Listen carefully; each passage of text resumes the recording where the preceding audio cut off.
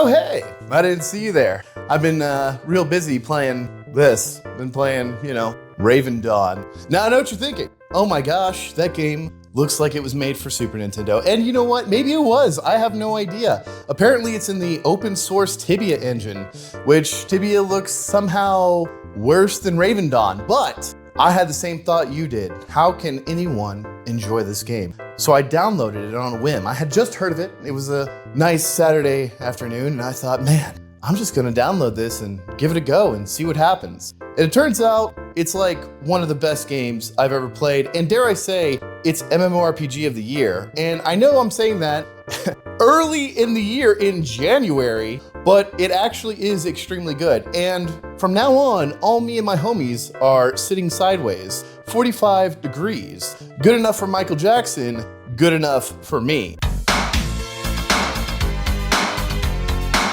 So what is Ravendawn? Ravendawn is a pixel MMO that is tile-based with tab target combat. It's actually a little bit janky, but once you get past the first hour of gameplay, you get so used to it. It's like, you were born for it, you were bred for it, you're ready for it, it's in your DNA, you're genetically modified, you're now a mutant, you're part of the X-Men, you're playing Ravendawn. But it's also a sandbox game that's done very well. They've adopted systems from other games like Archeage. The class system is exactly like Archeage, where you have 8 different archetypes and your class is made up of 3 of them. They have the trade pack system from Archeage. Basically, you can craft these things called trade packs. Your character can hold 1, and then your MOA, which is the mounts in these games, there's no other kind of mounts, it's just this bird thing going on here. Your MOA can carry a few in its wagon, and your boat can also carry a few.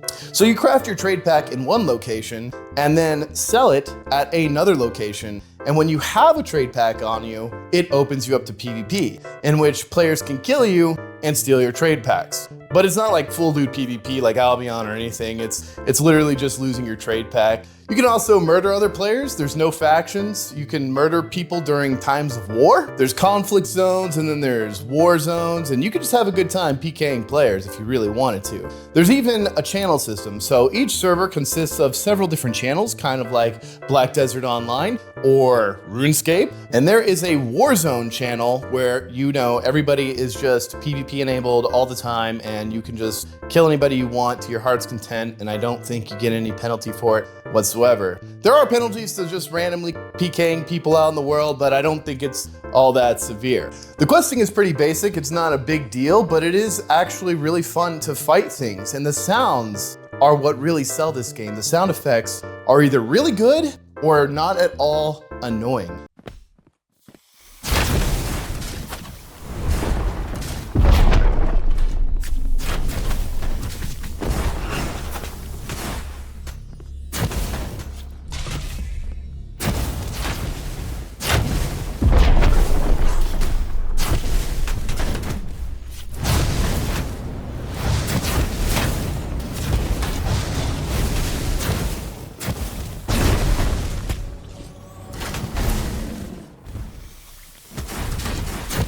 Doesn't that just sound wonderful? And everything in combat just sounds so punchy. Even the blades that you use. The combat is honestly pretty great. It feels very responsive, very smooth. Everything works on a GCD. It is tab target combat. The game is also filled to the brim with progression systems. There's crafting, there's gathering, you can have your own player house out in the open world, and on that lot that you actually own, you can actually build farms or crops or trees or whatever you want and use the resources to sell or craft other stuff. All gathering and crafting contributes to your actual character XP. And it's a lot. It's not like a little bit, it's a lot of XP. You get a lot of XP for gathering and crafting, almost more than questing, to be honest with you guys. Like, it's actually kind of weird. Like, I've gained quite a few levels from just gathering and crafting. It's great, I love it. Everything has a value to it. Every piece of gear you get is valuable. And you might be thinking, I'll just stick to my 3 archetype classes and that'll be my class. But you're rewarded with leveling your other archetypes with attribute points and skill points, which is really nice because that is progression. Almost everything you do in this game is worth your time. Harvesting wood, worth your time. Harvesting copper, worth your time. Harvesting animals, worth your time. Killing a mob, worth your time. There's something called Dawn Essence in this game, which you can get through deconstructing gear or looting these little loot bags you get off creatures and NPCs and stuff. And you use that Dawn Essence to then buy card packs. Now, this is not a pay-to-win mechanic. These are the least greedy developers I think I've ever seen in modern gaming. Anyways, so you spend this Dawn Essence to get card packs, and these cards that you get are actually slotted into your abilities. Now, it's random which cards you get, and it's also random which rarity of card you get. The rarer, the higher the stats of the card, but it is a sweet, sweet customization system because when you slot these cards in, they change your abilities big time. They either buff it greatly or change its functions, and it is a new level of depth to character and class customization. Speaking of which, character customization, not all that in depth very much right now. Everybody kind of looks the same.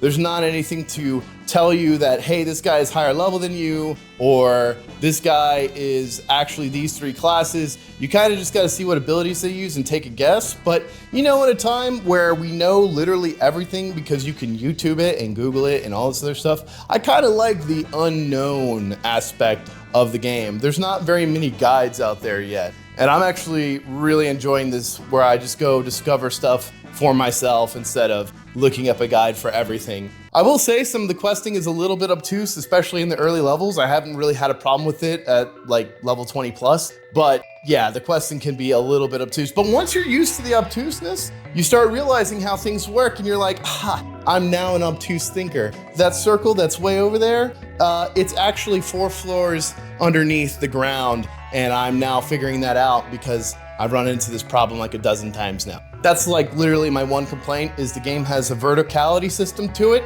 Not that it's like super important in a 2D MMO, but it doesn't indicate what floor things are on. So, you know, figure it out, I guess. A lot of people might be wondering what the max level is, and apparently it's 75, and apparently it's a huge grind. I mean, we talk about old school RuneScape grinds. This is also a huge grind. I've been playing for like 2 or 3 days, and I'm only like level 22, so it's a grind, but it's a very wonderful grind in which you feel like you're progressing at every stage. Indeed, this game is very awesome. I think it's gonna get my MMO of the Year award because, quite frankly, I don't think there are any other MMOs actually going into full launch this year. Not that I'm aware of. I know there was Twinfall that's coming around the corner, and that looks like a scam. And then there's Ashes of Creation later this year, but it's $250 to play.